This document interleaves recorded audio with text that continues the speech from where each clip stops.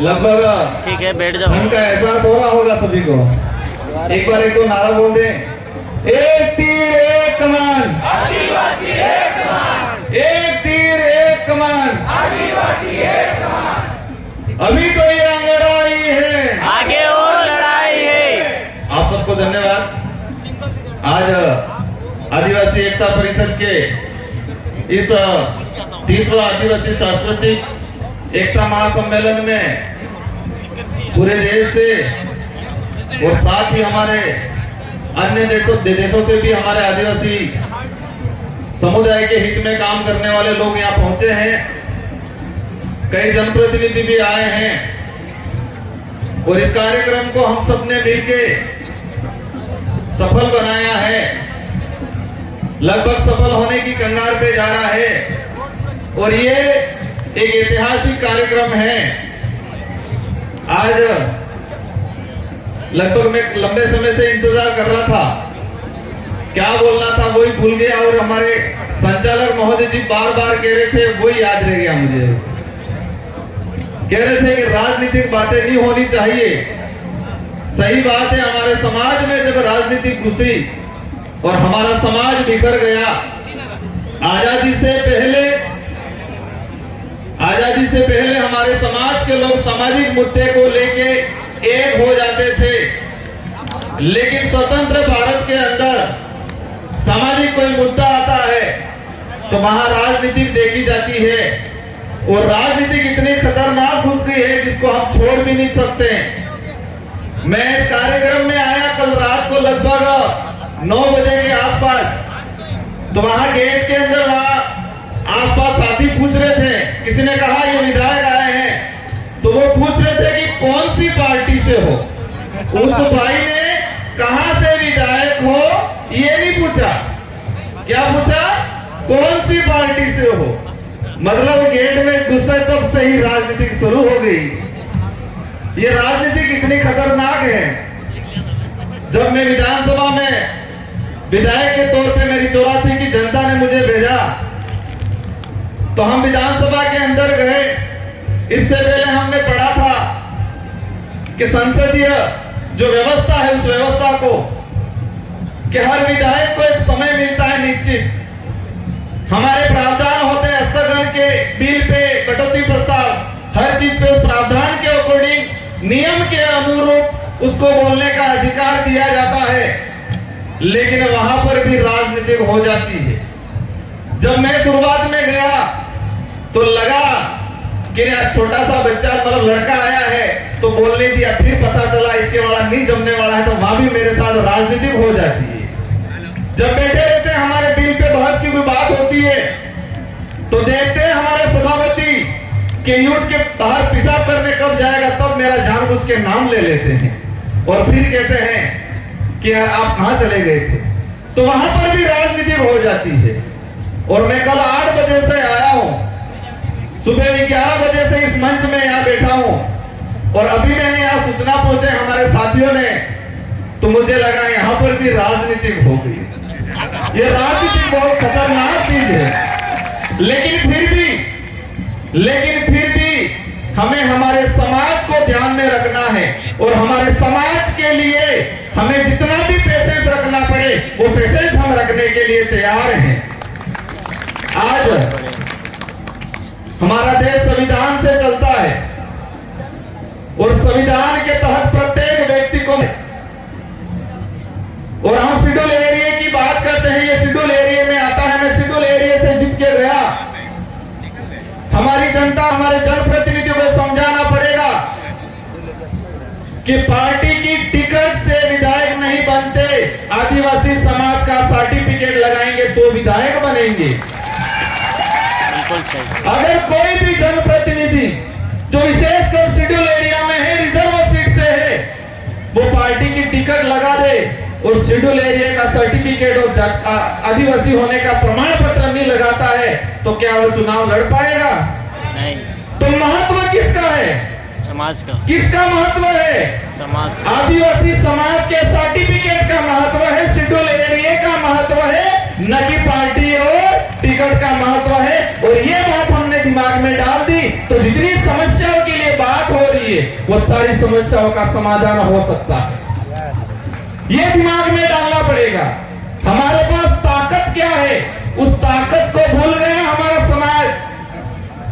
हमारे भाई गाड़ी खरीदने जाते पूछते कितना हॉर्स पावर की है, शब्द क्या यूज करते हैं, हॉर्स पावर। हॉर्स मतलब घोड़ा। घोड़ा इतना ताकतवर होता है, घोड़ा ताकतवर होता है, लेकिन उसको बचपन से जो इसको पालने वाला रहता है इसको ऐसा बना देता है, ऐसा बना देता है कि वो सिर्फ शादी ब्याह में नाचने का ही काम करता है।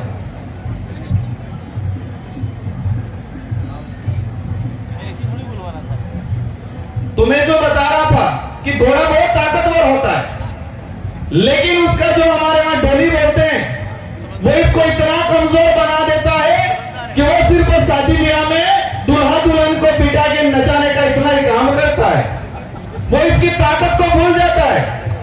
और वही चीज हमारे समाज के साथ हुई है। हमारा समाज, हमारी जो ताकत थी, हमारे जो हक अधिकार, जो हमारी ताकत है, उसको हम भूल चुके हैं।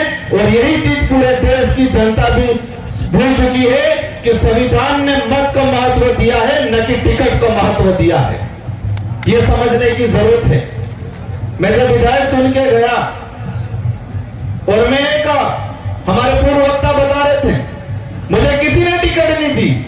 आदिवासी समाज ने सिलेक्शन प्रणाली से मुझे चुन के भेजा और हम एकमात्र विधायक हैं जो आदिवासी समाज के सिलेक्शन प्रणाली से चुन के गए हुए हैं। और कई हमारे साथी राजस्थान के जो दूसरे संगठन विचार की मजबूरी है, कहते हैं कि हम ते पार्टी के बंधनों में बंधे हुए इसलिए नहीं बोल सकते, वो मेरे साथ ये चीजें आप बोलना। तो ये जनता को समझना पड़ेगा, ऐसी ताकत पैदा करनी है हमें। अभी बात हो रही थी यहाँ ऊपर जो दिमाग लगाया हुआ है उस पर लिखा हुआ है बहुमतवाद। इसके नीचे शुरुआत में जो मुर्गी लड़ रही है, तो उसको देख के बात याद है कि मैं हर बार बोलता हूं, हमारा समाज के अंदर किसी पे आपत्ति आती तो हमारा समाज एकजुट होकर लड़ता। इसके समाज पे आपत्ति आई, ये लड़ रही है, लेकिन वर्तमान में आपने मुर्गे देखे होंगे बाजार में, वो मुर्गे देखे होंगे व्हाइट वाले ब्रॉयलर बोलते हैं, एक गड़ा जाता है, एक को निकालता है, तो क्या दूसरी लड़ती है क्या? दूसरा वो व्हाइट आते हैं ब्रॉयलर, वो लड़ते हैं? नहीं लड़ता है, वो दाने चूसते रहता है, कहता है शांति शांति शांति हूं। जैसे जैसे गड़ा जाए एक एक मुर्गा काट काट के इसको खिला देंगे और लास्ट में एक बचेगा, वो भी खाता रहेगा, कहता है शांति शांति, उसको नहीं पता मेरा भी नंबर आने वाला है। ये स्थिति हमारे समाज की हो गई है।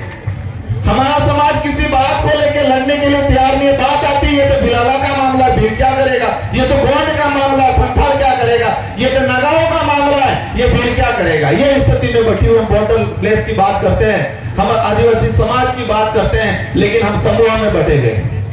2011 की जनगणना के अनुसार भारत देश के अंदर 10 करोड़ 42 लाख आदिवासी समूह है बताया गया, और समूह 695 समूह, और आज 2023 हो गया।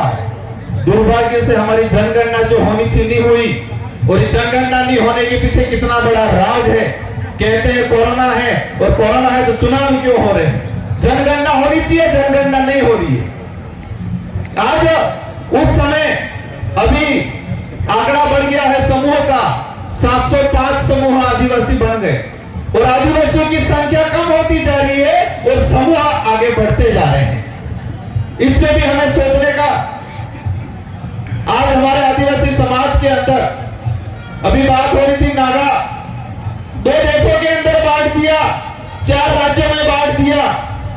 हम सब आए, हम सब ने बोला, लेकिन किसी ने एक चीज नोटिस नहीं की कि ये भी हमारा बिल राज जो था, बिल प्रदेश की जो मांग था, वही हिस्सा है। आज हम सब वक्ता बोल रहे हैं, आप सब बाहर जाके देखना, जो गाड़ियां खड़ी है, जो लोग आए, इसमें से 80 बिल प्रदेश का झंडा लगा हुआ है। सुनाते हैं जो लोग आए, इन सारी गाड़ियों पे 80% गाड़ियों पे मध्य प्रदेश का इलाका से, गुजरात के इलाके, संतरामपुर से, हमारे जो डूंगरपुर गाड़ियां हैं 80% गाड़ियों पे बिल प्रदेश का झंडा लगा हुआ है, लेकिन हम बिल प्रदेश की बात नहीं करना चाहते हैं। गोविंद गुरु ने 1915 के अंदर तो आंदोलन जो किया था, तो ये भक्ति आंदोलन की बात करते हैं, लेकिन उस समय बिलराज स्थापित करने का भी बात था और हम इस चीज को भूल गए हैं। मेरे इस मंच के, इस पंडाल के अंदर जो लोग हैं उनसे निवेदन है कि हम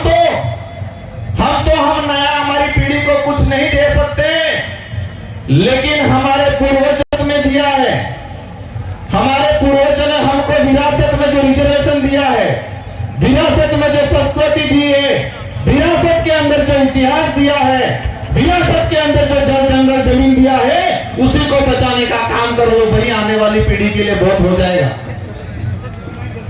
आज के समय में हम नया कुछ नहीं दे सकते, लेकिन हमारे पूर्वज जो हमको विरासत के अंदर दे गए हैं, उसी की आप रक्षा कर लो, और यही रक्षा कर लिया तो बहुत हो जाएगा। आने वाली पीढ़ी आपको याद करेगी, बाकी आने वाली पीढ़ी अगरबत्ती बोलने के लिए तैयार नहीं है। इस मंच के माध्यम से मैं कहना चाहूंगा कि राजस्थान सहित इस राज्य की सरकार हो, दूसरे राज्य की सरकार हो, भारत देश की सरकार हो, उस सरकार को मैसेज ये नहीं जाना चाहिए कि आदिवासी इकट्ठे हुए थे, नाच गाना किया और बिखर गए, ये मैसेज नहीं जाना चाहिए। उनको ये मैसेज जाना चाहिए कि आदिवासी समाज में एकजुट हो रहा है अपने हक अधिकारों के लिए। आदिवासी समाज पे जो अत्याचार हो रहा है वो ये समाज अब नहीं सहेगा, ये मैसेज जाना चाहिए उन सरकारों तक। उन सरकारों को ये मैसेज जाना चाहिए कि आदिवासी समाज के जल जंगल जमीन की अगर हमने छेड़ा तो ये आदिवासी। अभी बात हो रही थी थोड़ी देर पहले धर्म की, हम कहते हैं 10 करोड़ आदिवासी है, लेकिन मुझे नहीं लगता है वास्तविक आदिवासी तो 10 करोड़ में से 10% भी नहीं रहे होंगे। आधे तो ईसाई बन गए, आधे बौद्ध बन गए, यहां पर जैन बन गए, मणिपुर के अंदर मुसलमान बन गए। काहे के आदिवासी रहे हम 10 करोड़? धर्म में बढ़ गए हम, पार्टियों में बढ़ गए हम। ये बातें हो सकता है कड़वी लगे, लेकिन ये नहीं हो जाए आने वाले भविष्य के अंदर। जब बाहर हम प्रदर्शनी में अभी कि हमारे आदिवासियों का ऐसा घर हुआ करता था, ये देख के आए, और आज हमनी जगह तो आने वाले 20-25 साल बाद हमारी पीढ़ी ये नहीं देखे कि वास्तविक आदिवासी देश में कौन सा बचा है। ये बोलना नहीं पड़ेगा, ये ध्यान रखना पड़ेगा। मंदिरों में जाते हैं, मंदिरों में दर्शन नहीं करने दिया जाता है। अरे भाई मंदिर तो अपना ही नहीं है, अपन जा क्यों रहे? यहाँ पे भक्ति की बात हुई थी। आदिवासी समाज के अंदर भक्ति में मंदिर का महत्व नहीं है, दान का महत्व है, ध्वनि का महत्व है। हमें दान पे जाना है, ध्वनि पे जाना है, थानक पे जाना है, मंदिर पे नहीं जाना है। अब आपका ही नहीं, आप जबरदस्ती जा रहे हो, धक्का मार रहा, फिर आप धक्का खा के आ रहे हो। आदिवासी समाज को धर्मों में बांट दिया, राजनीति में बांट दिया। बहुत सारी बातें हैं, हमारे कई वक्ता और भी बोलेंगे, लेकिन मैं इस मंच के माध्यम से कहना चाहूंगा कि हमें एक प्रण लेना पड़ेगा कि देश की सरकार को क्या मैसेज है, वो बात हो गई, लेकिन संविधान के अंदर जनजाति की जगह आदिवासी शब्द जोड़ा जाए, इस पे जोर देना पड़ेगा हमको। अभी जितने भी वक्ता है सबने हमने आदिवासी की बात की, मुश्किल से किसी एक ने, हमारी एक बहन आई थी, उसने बताया जनजाति की संवैधानिक शब्द है, तो संविधान में बहुत सारे अमेंडमेंट हो सकते हैं, तो जनजाति की जगह आदिवासी शब्द क्यों नहीं जोड़ सकता है, इस पे भी हमें मंथन करना पड़ेगा। जितने भी जनप्रतिनिधि आए, किसी भी पार्टी से आए, अगर पार्टी की नकेल में नहीं हो तो आह्वान करें पूरे देश के आदिवासी मिलके जंतर मंतर पे हम बात करें, और हम ये माहौल बनाए कि संविधान के अंदर जनजाति की जगह आदिवासी शब्द जोड़ा जाए। हमने राजस्थान में भी अभियान चलाया है। हम आपस में एक दूसरे को आरोप लगाते हैं। संचालक महोदय नजदीक आ रहे हैं, लेकिन मैं ज्यादा समय नहीं लूंगा, 2 मिनट ही लूंगा। शुरू हो गई। हमने राजस्थान में अभियान चलाया है, अगर कोई भी आदिवासी को नक्सली बोलेगा उस पर एट्रोसिटी मुकदमा दर्ज हो। ये अभियान चलाए, बहुत बढ़िया। चलाना पड़ेगा। अगर कोई आदिवासी को नक्सली बोलता है, आज मैं विधायक हूं, 2018 से पहले हम चुनावी व्यवस्था में नहीं आने वाले थे। हम पे आरोप लगे कि ये नक्सलाइट, लोग पता ही नहीं नक्सलाइट क्या होता है, एबीसीडी भी नहीं पता। हमारे जिला मुख्यालय से रिपोर्ट चली गई 18-20 जगह की कि ये नक्सलाइट गतिविधियां फैला रहे हैं। मजबूरन होकर राजनीति में आना पड़ा और समाज ने सिलेक्शन प्रणाली से मुझे चुन के, हमारे एक साथी को चुन के विधानसभा में भेजा, तो ये चुप हुए। एक पत्रकार ने भी बीच में गलती से लिख दिया था किस इलाके में नक्सलाइट गतिविधियां, लगभग 4 जिलों के अंदर 30 से 40 थानों के अंदर उसके खिलाफ परिवार दर्ज करवाया, हमने दिया। बहुत बढ़िया। माफी मांगने लग गया। आज छत्तीसगढ़ के अंदर में बीच में जाके आया, हमारे दादा बता रहे थे 22 साल की बच्ची हथियार उठा रही है। क्यों उठा रही हो? हम उनको कह रहे थे ये तो नक्सलाइट लोग हैं, झारखंड वालों को बोल रहे थे नक्सलाइट लोग हैं। गुजरात में कुछ होता है, यहाँ पर हुआ ये मामला आया, हरण्य वाला अभ्यारण्य वाला हुआ। देश के अंदर कहीं पर भी आदिवासी समाज के साथ अन्याय होता है, हमें एकजुट होकर आना पड़ेगा। और हमें एकजुट होकर नहीं आए तो मन से हम बोल देंगे, हम आप तालियां बजा दोगे, मामला खत्म हो जाएगा। आदिवासी समाज आने वाले समय में गर्त में चले जाएगा और आदिवासी समाज की आने वाली पीढ़ी हमको माफ नहीं करेगी। इसलिए आदिवासी को जगाना है, राजनीतिक पार्टियों से दूर रहना है, अपने खुद की सिलेक्शन प्रणाली तैयार करनी है। आने वाली पार्टी आपको आके पूछे किसको टिकट दे, ये पूछनी चाहिए। और मैं तो कहता हूं ये टिकट वाली बीमारी बाहर निकाल दो, जनता चयन करके भेज देगी। धर्म व्यवस्था से बाहर निकलना है और धर्म व्यवस्था में बाहर नहीं निकले, हमें आते हमारे महाराज ने पूजा पाठ की आदिवासी संस्कृति में और हम सब घर पे जाके ब्राह्मण से पूजा पाठ करा लेंगे तो क्या हो जाएगा? इससे कौन सी संस्कृति अशुद्ध कर दिया हमने? तो यहाँ पर खानपुर के अंदर आदिवासी समाज, हमारे आदिवासी भाई के ओबीसी में डाल दिया गया है।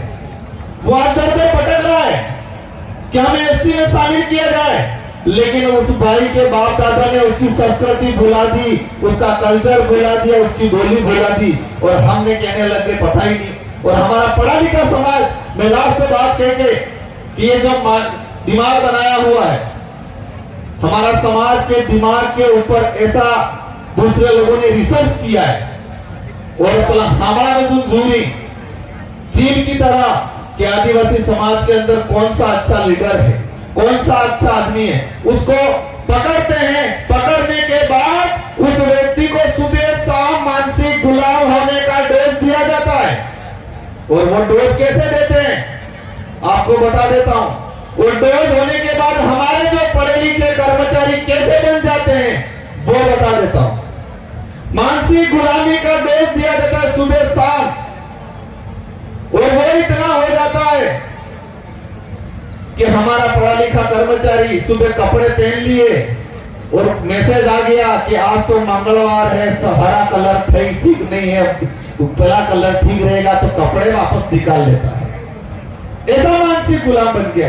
हमारी मैडम ने सुबह उठ के कपड़े पहन लेती है स्कूल जाने के लिए, लेकिन ग्रुप में मैसेज आ गया कि आज मंगलवार है या बुधवार है, ये कलर ठीक नहीं है, ये दाल ठीक नहीं है, तो दाल बनी हुई को छोड़ देते हैं। ऐसे मानसिक गुलाम बन गए हम लोग। तो मानसिक गुलाम बनाने वाले यंत्रों से सावधान रहना है, ऐसे संगठनों से सावधान रहना है और आदिवासी को बचाना है। आप सबको अंत में खूब खूब जोहार। जय आदिवासी, जय भारत, जय भील प्रदेश। जय भील प्रदेश।